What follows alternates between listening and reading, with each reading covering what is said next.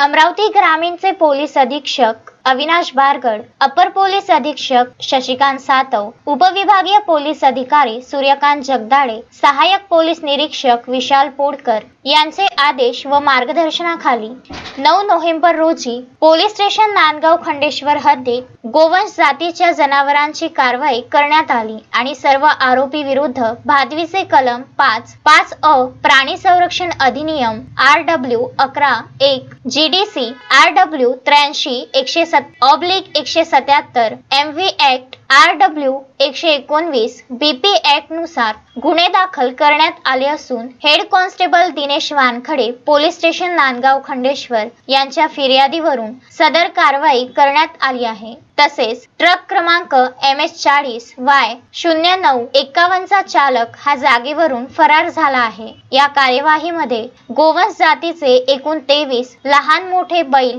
किंमत 11,25,000 रुपये आणि ट्रक क्रमांक MS40Y0951 किंमत 18 लाख असा एकूण 29,25,000 रुपयाचा माल पोलीस स्टेशनला जमा करण्यात आला आहे। सदर घटना तालुक्यातील शिंगणापूर फाटा तळेगाव ते कारंजा रोड नांदगाव खंडेश्वर येथील असल्याची पोलिसांनी सांगितले। पोलिसांना मिळालेल्या गुप्त माहितीच्या आधारे शिंगणापूर फाट्यावर पोलिसांनी नाकाबंदी करून वाहनाची तपासणी करीत असताना नमूद ट्रक चालक याने पोलिसांना दुरूनच पाहून त्यांच्या ताब्यातील ट्रक मोक्यावर सोडून पळून गेला। पंचासमक्ष पोलिसांनी ट्रकची पाहणी केली असता त्यामध्ये गोवंश जातीचे 23 लहान मोठे बैल कत्तलीकरिता ट्रकमध्ये कोंबून बांधून ठेवलेल्या स्थितीत वाहतूक करीत असताना मिळून आल्याने पोलिसांनी ही कारवाई केली आहे। या कारवाईमध्ये पोलीस उपनिरीक्षक Darshan Dinkodwar, head constable Dinesh Wankhade, head constable Satish Gawande,